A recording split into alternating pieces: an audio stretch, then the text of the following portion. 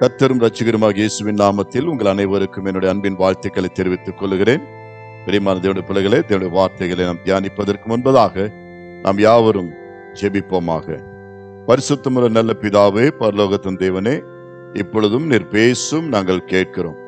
உங்களுடைய மெல்லிய சத்தத்தை நாங்கள் ஒவ்வொருவரும் கேட்க வேண்டும் என்று விரும்புகிறோம்.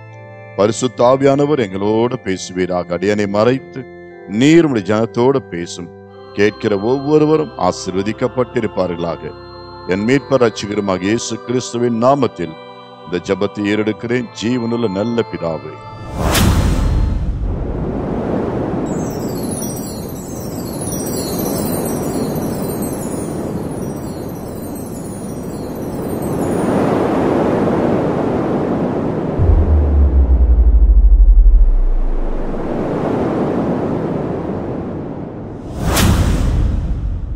எனக்கு அருமையான தேவனுடைய பிள்ளைகளை, இந்த நாளிலும் கூட தேவனுடைய வார்த்தைகளை நாம் தியானிப்போமாக.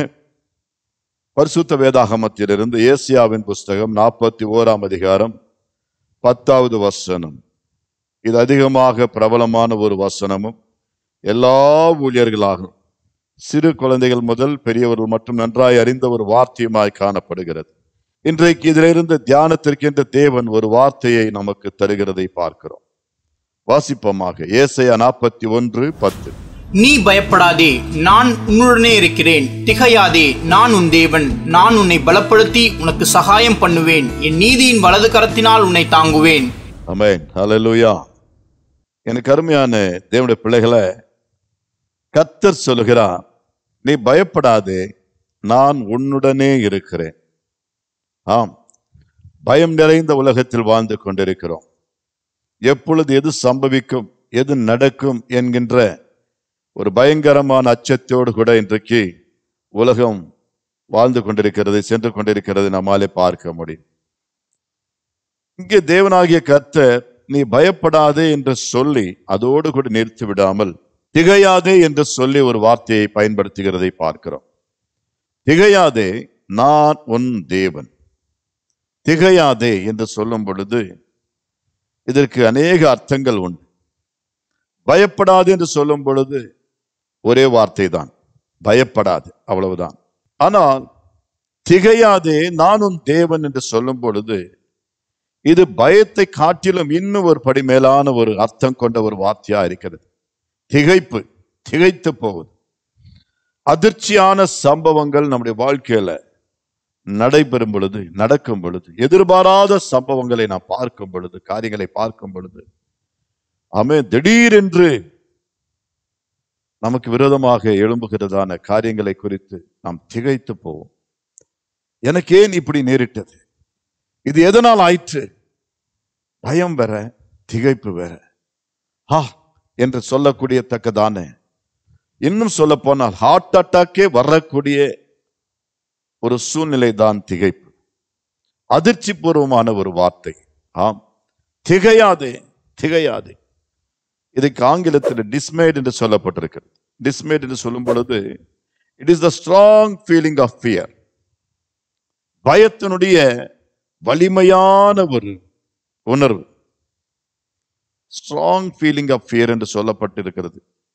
இந்த வரி, ஸ்ட்ராங் ஃபீலிங் ஆஃப் வரி எப்பொழுது நேரிடும் என்று சொல்லி வாசிக்கும் பொழுது, பார்க்கும் பொழுது, அன்பிளசன்டான, எதிர்பாராத, நமக்கு அனுகூலமற்ற ஒரு சம்பவம் நிகழும் பொழுது, எதிர்பாராத ஒரு சூழ்நிலை நாம் சந்திக்கும் பொழுது, ஆமென், இந்த வார்த்தையை வேதம் பயன்படுத்துகிறது.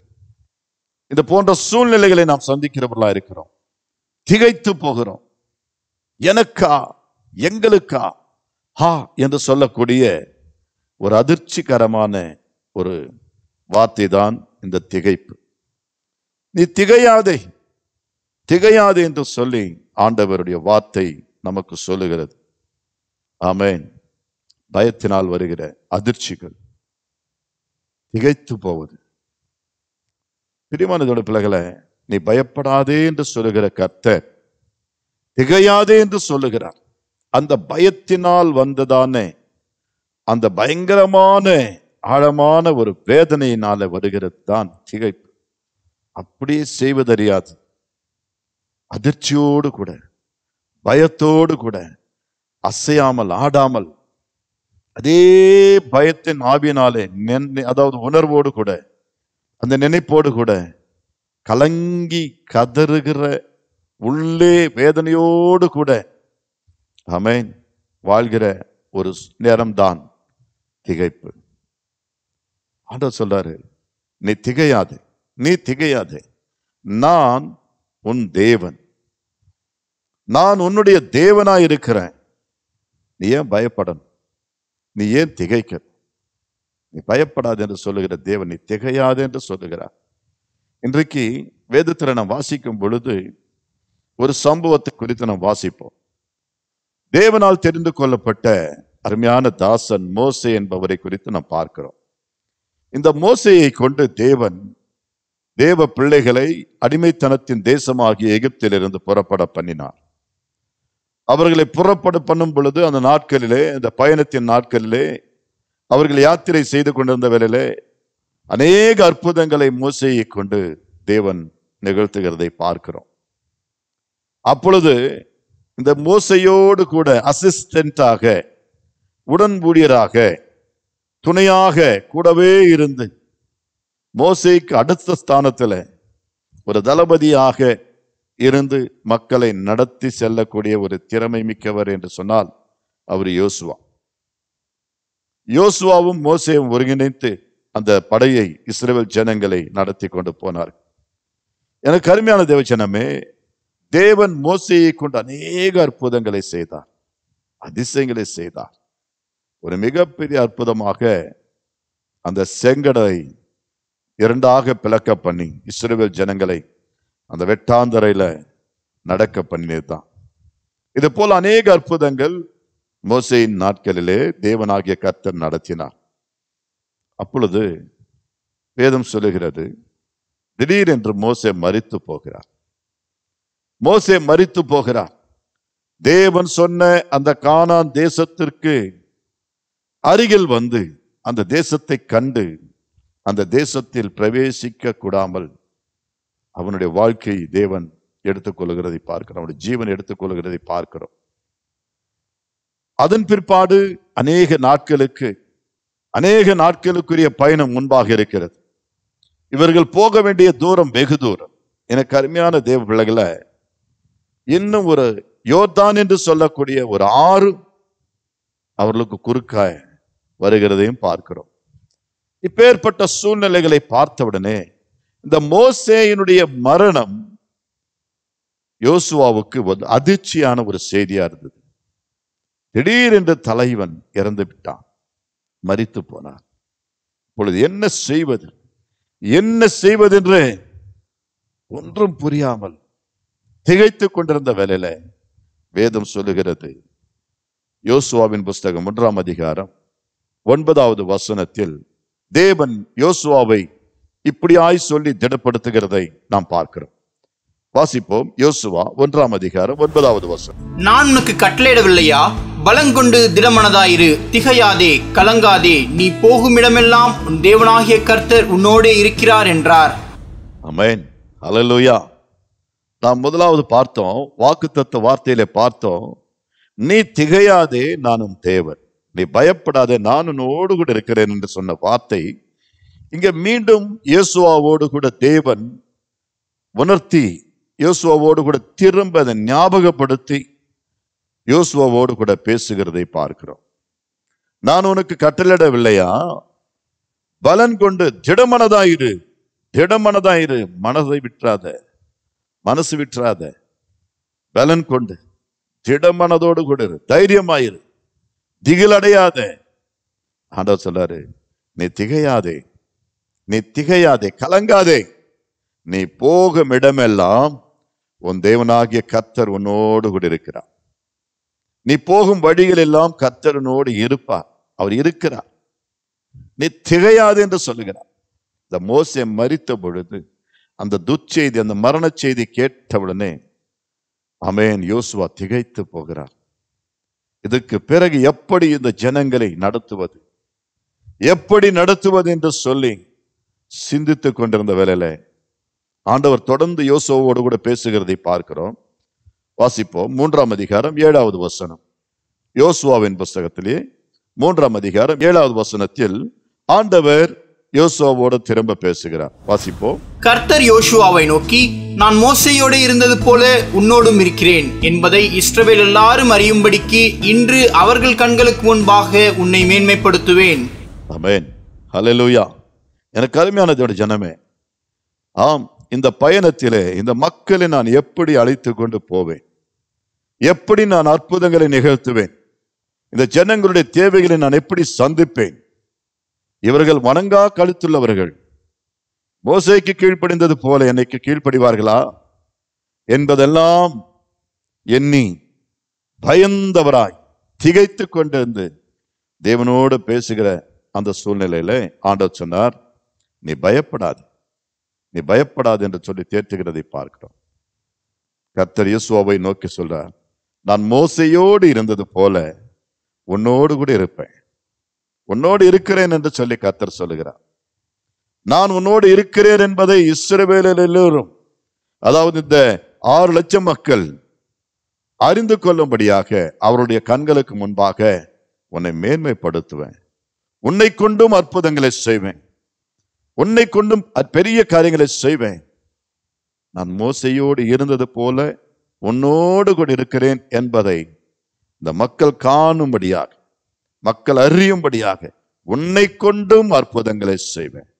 பிரியமான தேவனுடைய பிள்ளைகளே, யோசுவா திகைத்து போனார், யோசுவா பயந்து போனார். இனி தலைவர் இல்லை, இதுக்கு மேற்பட்டு எப்படி இந்த ஜனங்களை அழைத்து செல்வது, எனக்கு திராணி இல்லை, எனக்கு வல்லமை இல்லை, அவ்வளவு எக்ஸ்பீரியன்ஸ் எனக்கு இல்லை என்று சிந்தித்து திகைத்து கொண்டிருந்த வேளையில் ஆண்டவர் சொன்ன வார்த்தை தான் இது, நீ திகையாதே, நான் மோசேயோடு இருந்தது போல உன்னோடு கூட இருப்பேன். ஆம், எனக்கு அருமையான தேவனுடைய பிள்ளைகளை, நம்முடைய தேவன் இந்த திகைத்து போய் நிற்கிற வேளையில நம் ஆண்டவர் நம்மோடு கூட இருந்து நம்மை நடத்துகிறார் என்பதை நமக்கு தெளிவுபடுத்தி நம்மோடு பேசுகிறதை பார்க்கிறோம். நாம் ஆராதிக்கிற தேவன் நம்மோடு கூட இருக்கிறார். நாம் வணங்குகிற கர்த்தர் நமக்கு எப்பொழுதும் துணையாய் இருக்கிறார். தேவ பிள்ளைகளாகிய நாம் எந்த சூழ்நிலைகளுக்கும், எப்பேற்பட்ட சர்க்கம்ஸ்டான்சஸுக்கும் நாம் பயப்பட வேண்டியவர்கள் அல்ல. இந்த சூழ்நிலைகளை பார்த்து திகைக்க வேண்டியவர்கள் நாம் அல்ல, உலகத்தார், கர்த்தரை அறியாதவர்கள், தேவனை அறியாதவர்கள், கர்த்தருடைய வல்லமைகளை ருசி பாராதவர்கள், கர்த்தருடைய தெய்வத்துவத்தை ஆமென் இன்னும் முழுமையாக அறியாதவர்கள், is divinity and is power, அவருடைய வல்லமையை இன்னும் ருசி பாராதவர்கள் தான் பயந்து திகைத்து கொண்டிருப்பார்கள். எனக்கு அருமையான தேவனுடைய பிள்ளைகளே, வேதத்தில் நாம் வாசிக்கும் பொழுது நியாயாதிபதிகளின் புஸ்தகம் 20ஆம் அதிகாரம் 41வது வசனத்தில் இஸ்ரவேல் ஜனங்கள் ஒரு கட்டத்தில் என்ன நடக்கிறது என்று சொல்லி வாசிப்போம்.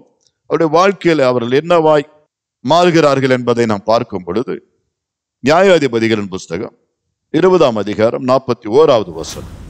அப்பொழுது இஸ்ரவேலர் திரும்பிக் கொண்டார்கள், பென்யமீன் மனுஷரோ தங்களுக்கு விக்கினம் நேரிட்டதை கண்டு திகைத்தார்கள்.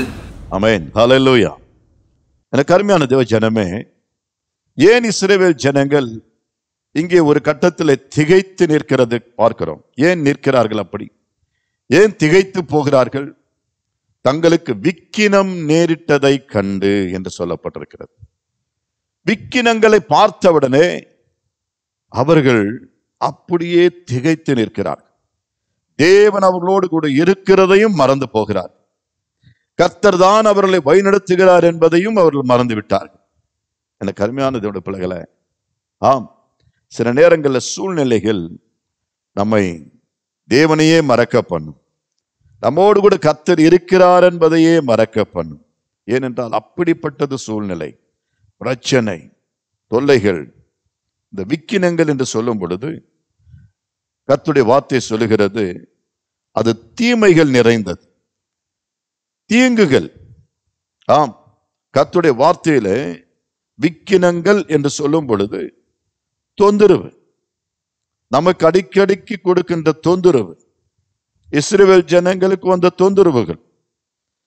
இன்னும் சொல்ல போனால் நையாண்டித்தனமான சூழ்நிலைகள், தேவ பிள்ளைகளுக்கு விரோதமாக பிசாசினால் ஏவப்பட்ட பிசாசின் பிள்ளைகள், பேலியாலின் பிள்ளைகளாலே ஏற்பட்ட அந்த நையாண்டித்தனமான காரியங்கள், கேலி, வன்மம், பகைமை, பொல்லாப்பு, தீங்குகள், இவைகள் எல்லாம் அவர்களுக்கு நேரிடுவதை கண்டு அவர்கள் திகைத்தார்கள். ஆம் பிரியமான தேவனுடைய பிள்ளைகளே, இப்பேற்பட்ட சூழ்நிலைகள் நமக்கும் அது சீக்கிரத்திலே வரப்போகிறது. விக்கினங்கள் நமக்கு விரோதமாக எழும்புகிறது. வேதம் சொல்லுகிறது, எடுத்தவர்கள் வாசிக்கலாம், எசேக்கியேலின் புஸ்தகம் 7ஆம் அதிகாரம் 25, 26, 27 வசனங்களிலே நாட்கள் வரப்போகிறது, பொல்லாத நாட்கள் வரப்போகிறது. அந்த நாட்களில் எப்படியாய் என்னவா இருக்கும் என்று சொல்லி வாசிக்கும் பொழுது பக்தனாகிய எசேக்கியேல் இப்படியாய் எழுதி வைத்திருக்கிறார். வாசிப்போம். எசேக்கியேல் 7ஆம் அதிகாரம் 25, 26, 27 வசனங்கள். சங்காரம் வருகிறது, அப்பொழுது சமாதானத்தை தேடுவார்கள், ஆனாலும் அது கிடையாது.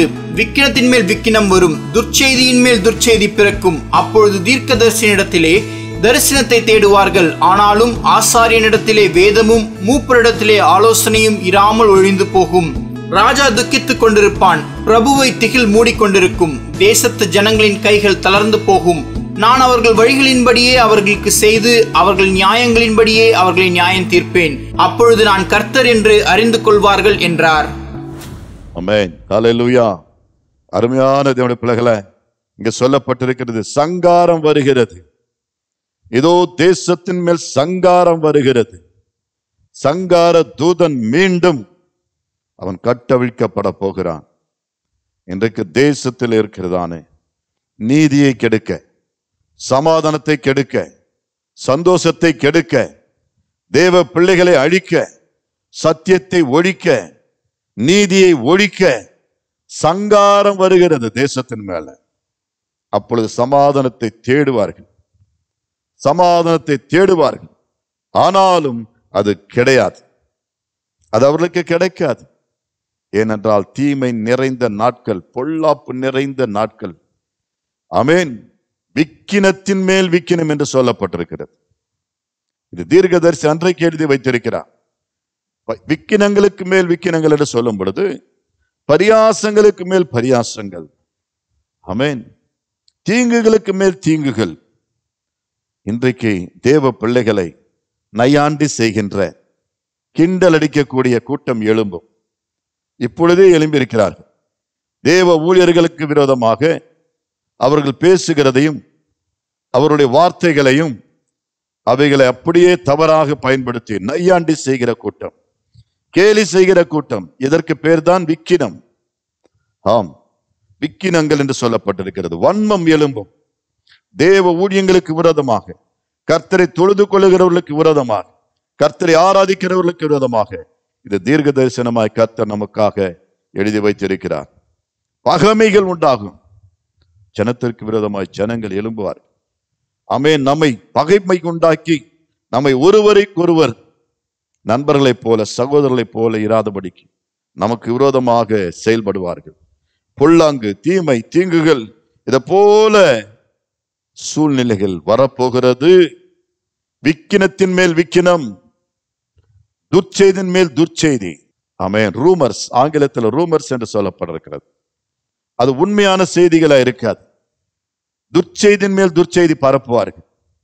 நமக்கு விரோதமாக துர்ச்செய்திகள் எழும்பும்.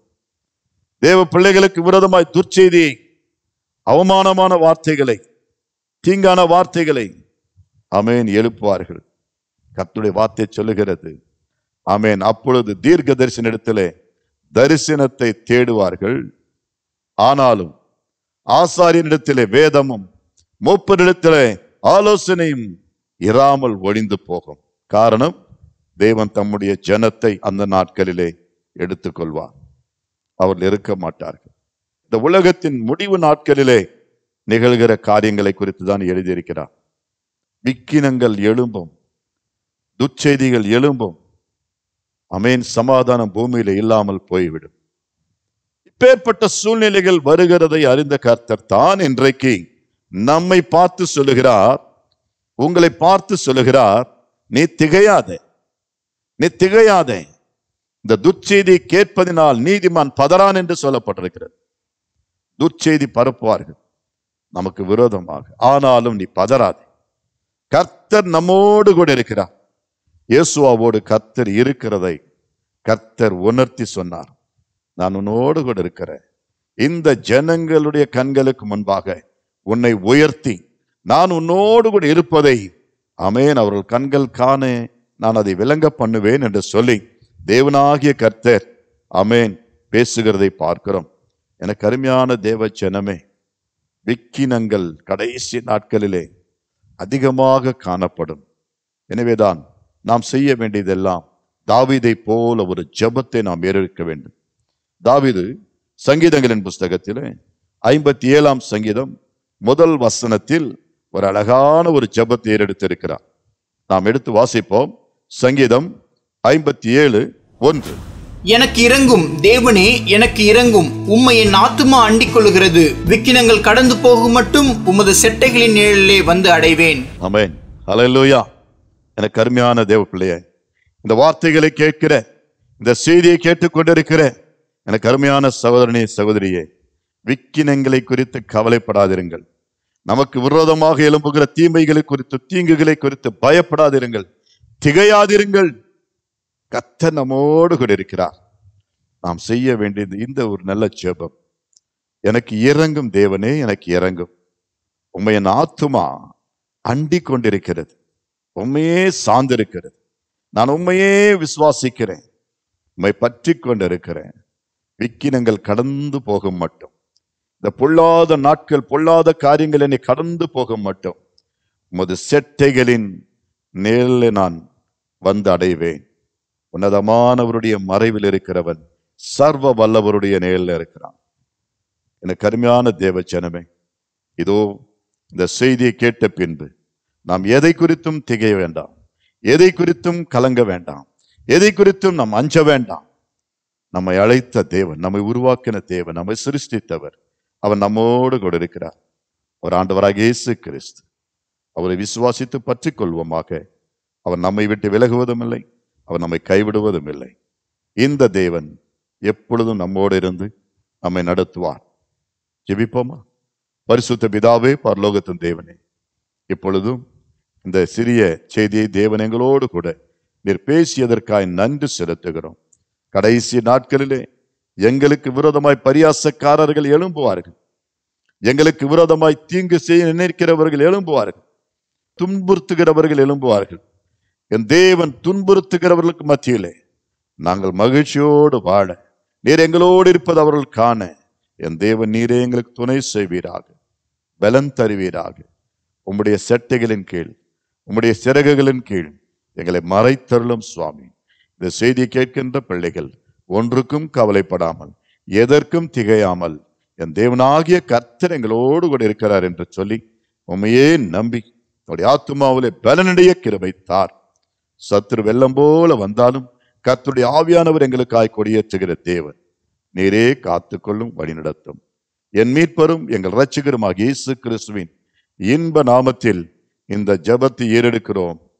நீ திகையாதே, நானும் தேவன் என்று சொன்னுகிற வார்த்தை தொடர்ந்து பலிக்கச் செய்யும்படியாய் இந்த ஜெபத்தை ஏறெடுக்கிறோம் பிதாவே. ஆமென். God bless you. கர்த்தர் உங்களோடு இருப்பாராக. ஆமென்.